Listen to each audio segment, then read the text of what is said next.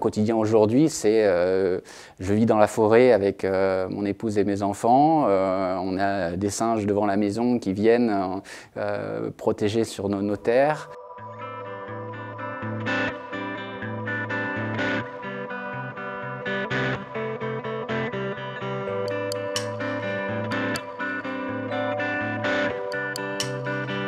En fait, j'explique pas comment la passion des singes est venue. Est-ce que c'est une peluche? Est-ce que c'est quelque chose quand j'étais petit? Je sais pas. En tout cas, pour les gibbons, c'est après les avoir rencontrés dans un parc zoologique dans le sud de la France, où pour la première fois, j'avais tous ces singes devant moi en captivité.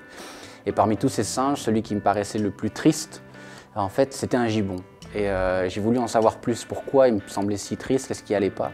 Et c'est comme ça que ça n'a pas été un coup de foudre avec le gibbon, mais ça a été des interrogations. J'ai voulu comprendre. Et une fois que j'ai commencé à comprendre, c'est devenu une responsabilité d'essayer de les aider. Donc pour moi, la première fois où je vois des gibbons sauvages, c'est en Thaïlande.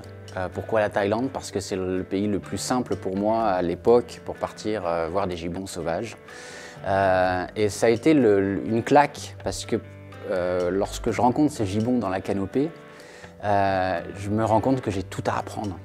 En fait, ils sont complètement différents des animaux que j'avais pu observer pendant des années dans les parcs zoologiques. Et à travers ces 3 premiers mois passés dans la forêt en Thaïlande, j'apprends aussi qu'au même moment, il y a un autre pays qui est en train de brûler, l'Indonésie. On est en 97 et j'apprends qu'il y a 2 millions d'hectares de forêt là-bas qui sont en train d'être détruits à cause de ces incendies.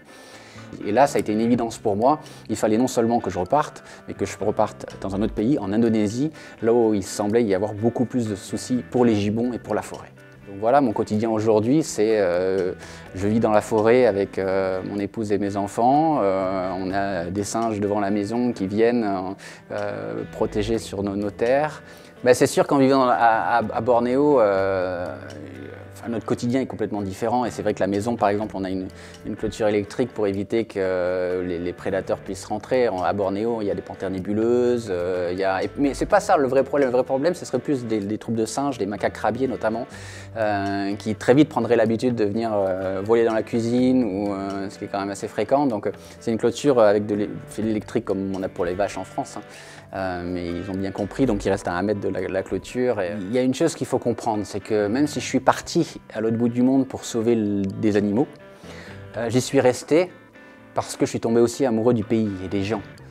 C'est extrêmement important, on ne peut pas vouer sa vie à des animaux, se battre tous les jours pour essayer de sauver de la forêt, sauver des gibbons, sans se sentir bien, personnellement. Parce que c'est aussi un chemin personnel. Je suis devenu adulte en Indonésie et j'ai vraiment, aujourd'hui j'ai passé plus de temps dans ma vie en Indonésie qu'en France. Et ça c'est parce que j'ai aussi embrassé le pays et je me sens très à l'aise à Bornéo, c'est ma maison.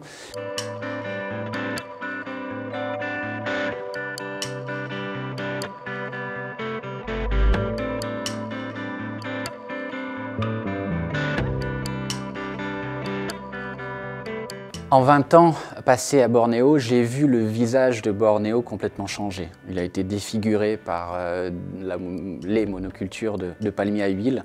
Des millions d'hectares de forêt ont été détruits pour l'industrie de l'huile de palme.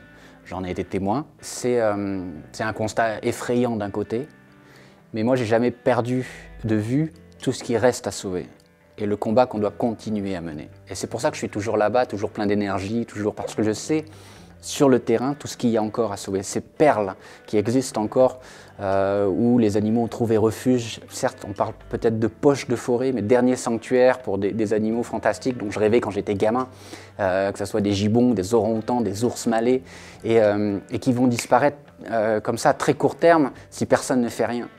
Et donc du coup, d'être dans la position d'arriver au niveau local, mais à faire la différence, à sauver ces parcelles de forêt, à dire que Maurice l'orang-outan que j'ai l'habitude de suivre, enfin dans sa ville est tranquille dans une poche de forêt qui, elle, ne sera pas détruite. Toute cette satisfaction du travail de terrain, en fait, me fait que je garde le sourire, même si j'étais témoin de cette déforestation massive pendant ces 2 dernières décennies.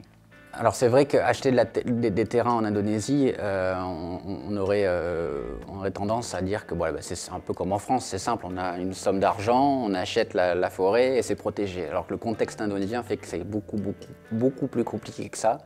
Mais ça fait partie du challenge. J'ai pas signé pour que ça soit simple. Quand je suis parti à 18 ans en Indonésie, je savais que ça allait être compliqué. Et je sais aussi que même les terrains qu'on a achetés, même les réserves qu'on a créées, je ne peux pas vous dire que dans 50 ans, tout sera en état, qu'il n'y aura pas de soucis. Même en France, si le TGV doit passer, il passera, les gens seront expropriés. Donc, on n'est jamais sûr de rien. Encore une fois, quand on a goûté à la victoire, quand on a commencé à sécuriser des terrains, qu'on a vu qu'on faisait taire les tronçonneuses immédiatement, que les fusils, voilà, ils n'étaient plus d'actualité, c'est immédiat, quoi.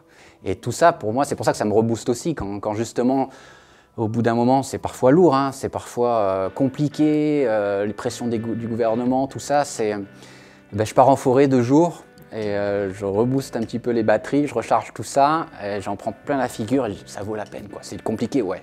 J'en prends plein la figure, ouais, ça c'est stressant, ouais, mais regarde, quoi. Le résultat, c'est ça. Et ça n'a pas de prix, ça n'a pas de prix.